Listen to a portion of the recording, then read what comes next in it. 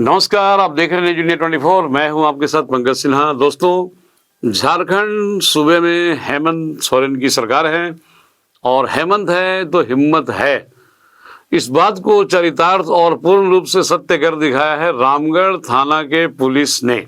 जी हाँ, दिनांक 3 जून 2025 को रामगढ़ थाना में एक फर्जी एफआईआर दर्ज की जाती है, वो भी रविंदर साहू के द्वारा।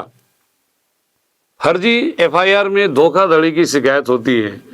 रामगढ़ थाना के प्रभारी पीके सिंह उस समय हैं, वो एफआईआर दर्ज करते हैं।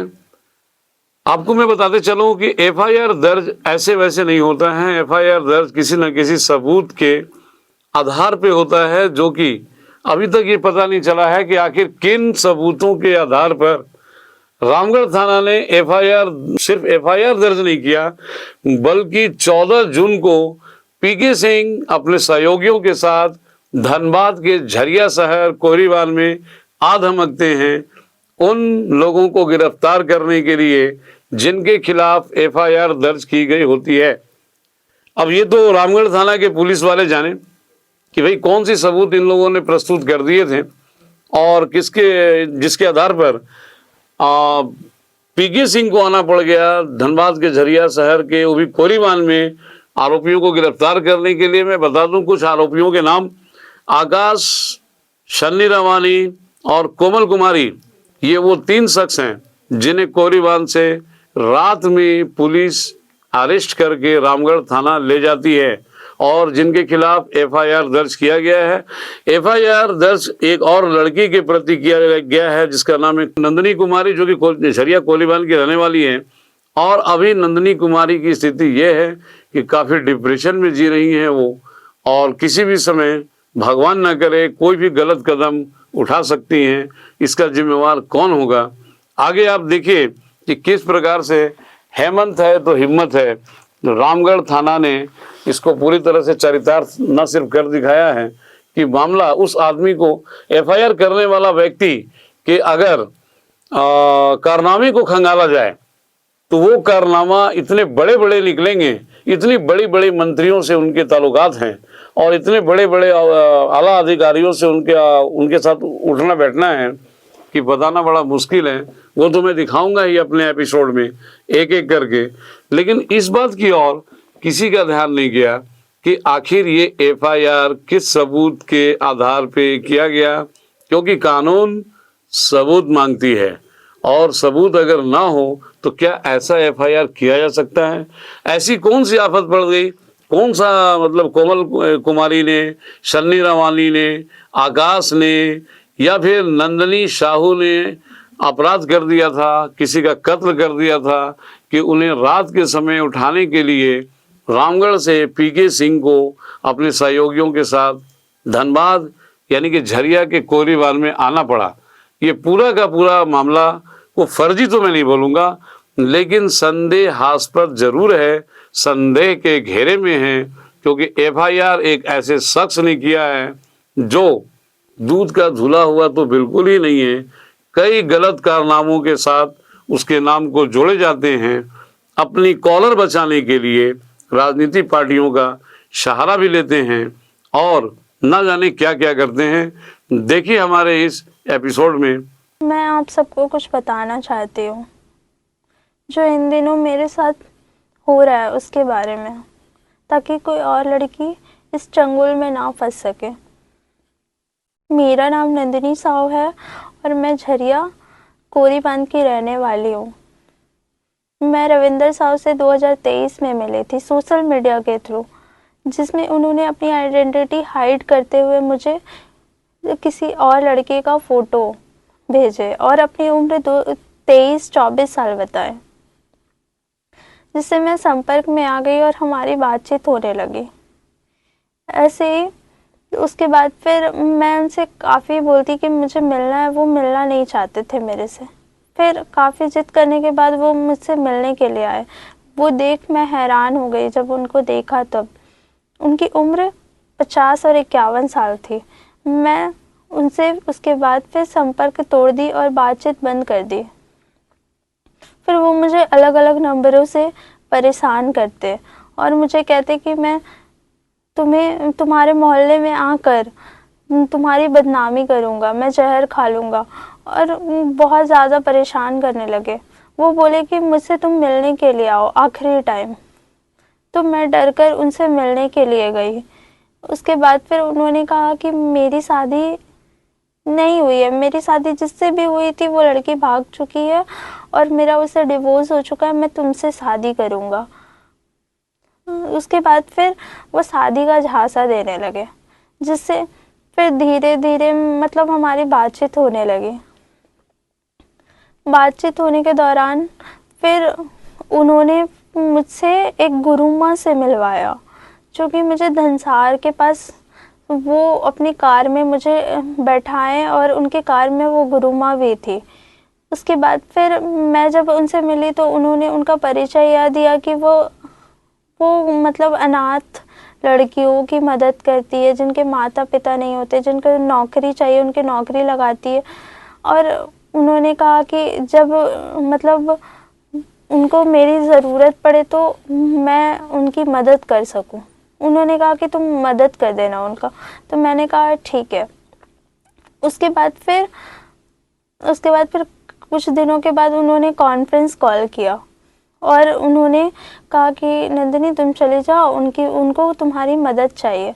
जब मैं गुरु माँ से मिलने के लिए गई, वो मुझे हाईवे के पास लेके गई और हाईवे के पास उन्होंने कुछ इशारों में कुछ आदमियों से बातचीत की और बातचीत की मुझे ऐसा लगा वो मुझे बेचना चाहती है।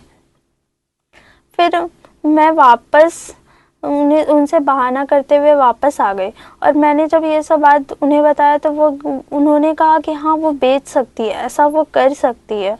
उसके बाद फिर वो रविंद्र साहू ने मुझे काफ़ी सारी मेडिसिन्स देना शुरू कर दिया, जिससे मैं मतलब मेरी मेमोरी लॉस होने लगी, मुझे मतलब अलग अलग तरह की बीमारी होने लगी, मतलब मेरा ऑलवेज तबीयत खराब होने लगा और मुझे कुछ याद भी नहीं रहता। फिर उन्होंने कहा मतलब ऐसे ही हमारी बातचीत होने लगी, अब मिलना जुलना होते रहा। उसके बाद फिर कुछ टाइम के बाद मतलब उन्हें पता चला कि मेरा सपना है हॉस्पिटल खोलना।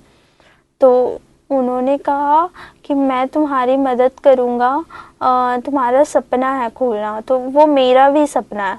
तो इसी के दौरान उन्होंने कहा कि मुझे काफ़ी सारे मतलब मुझे कुछ अमाउंट्स दो, अगर मैं तुम्हें मतलब तुम्हारे अकाउंट में भेजूँगा तो काफ़ी दिक्कतें आने लगेगी इनकम टैक्स वगैरह का। तो वो बोले कि तुम अपने फैमिली या फिर मतलब रिलेटिव फ्रेंड्स वगैरह का अकाउंट्स मुझे दो।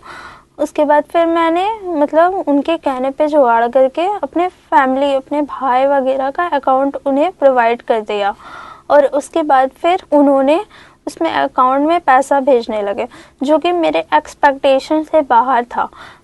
मतलब वो काफ़ी ज़्यादा अमाउंट भेजने लगे, 70-80 लाख रुपए भेजे और उन्होंने कहा कि जो हॉस्पिटल मुझे मतलब वो चलता फिरता हॉस्पिटल लिए और उन्होंने कहा कि 11 मंथ का एग्रीमेंट करवाने के लिए। और उसके बाद फिर इतने सारे मतलब अमाउंट मेरे पास आ रहे थे, मैं डर गई और मैंने कहा भी कि इतने सारे पैसे आप कहाँ से भेज रहे हैं, आपको प्रॉब्लम होगी, इशू होगा। तो वो कहे कि नहीं मैं तुम्हारी मदद कर रहा हूँ बस, और कुछ भी नहीं है। मैंने मतलब वो जो भी पैसे भेजे वो ब्लैकमेल के थ्रू, मेरे पास कोई भी पैसे नहीं आए। उसके बाद फिर उनके कहने पे मैंने 11 मंथ का एग्रीमेंट करवाया और उन्होंने कहा कि पास में कोई हॉस्पिटल के लिए ज़मीन ले लो, तो जो कि हॉस्पिटल के लिए ज़मीन लिया गया।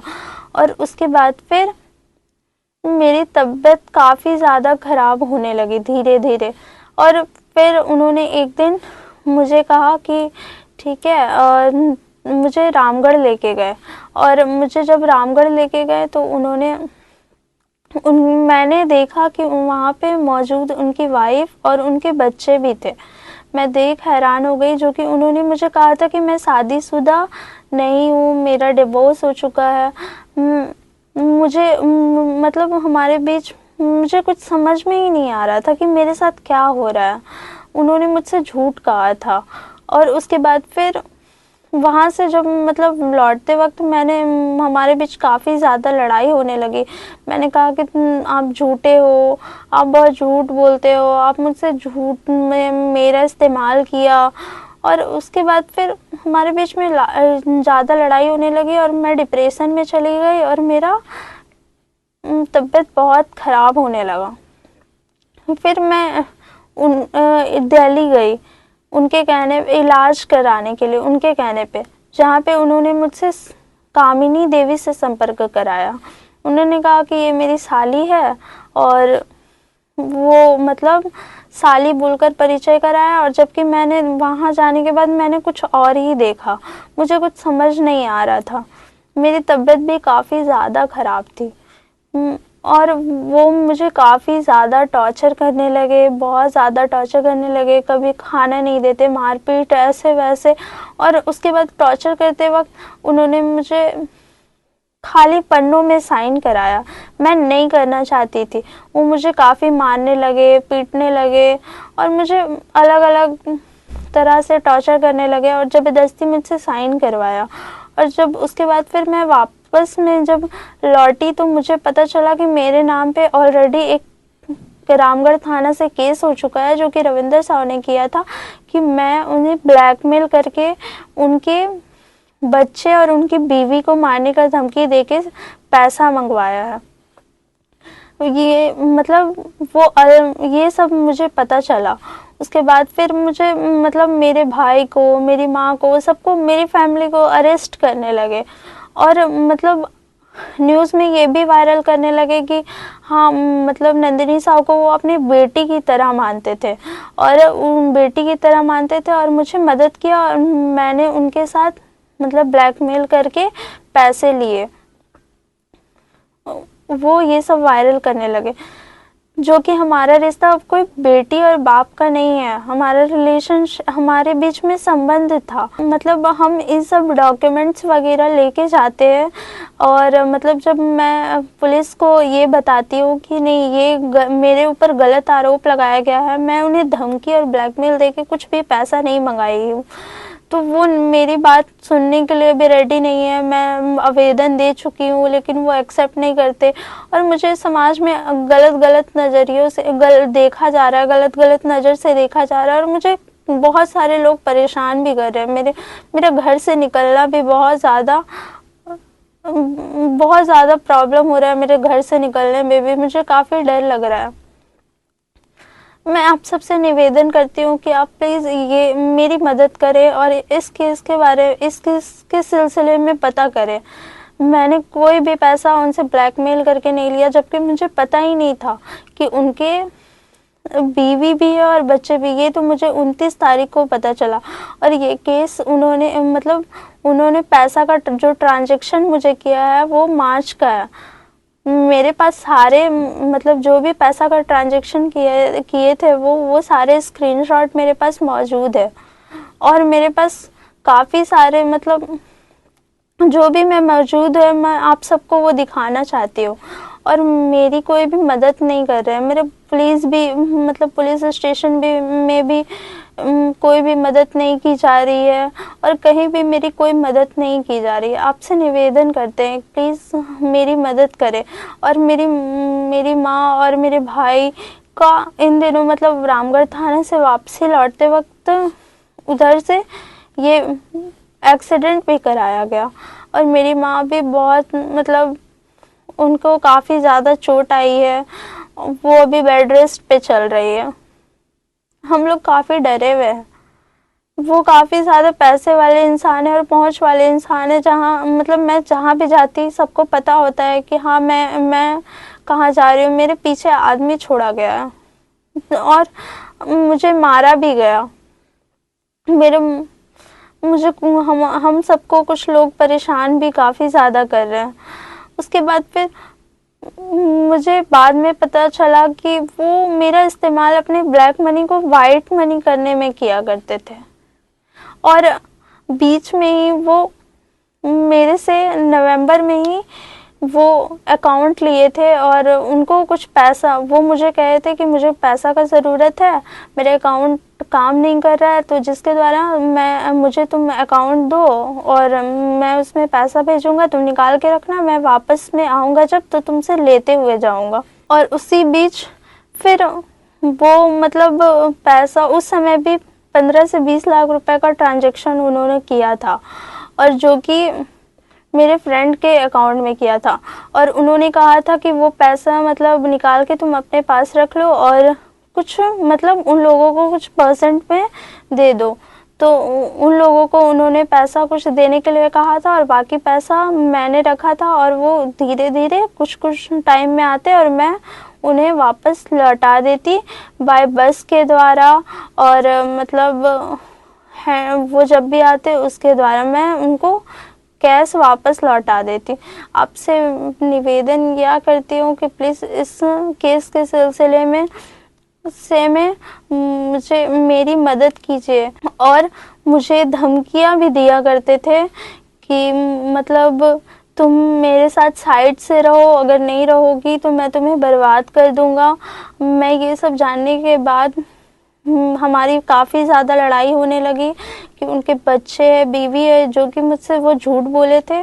और उसके बाद फिर वो धमकी पे धमकी देने लगे कि रघुवर दास, उसके बाद ढुल्लू महतो, मनीष जायसवाल, इन सब से उनका काफ़ी उठना बैठना है, उनका अच्छे दोस्त है, तो वो उन सब के कहने पे मुझे बर्बाद कर देंगे उन सब के साथ मिलके। कृपया आपसे निवेदन करते हैं कि मेरी मदद कीजिए। हम लोगों को समाज से गलत नज़र से देखा जा रहा है और हमारी बात सुनने के लिए कोई रेडी नहीं है, जिसके लिए ये मैसेज मैं आप सबको पहुंचाना चाहती हूँ।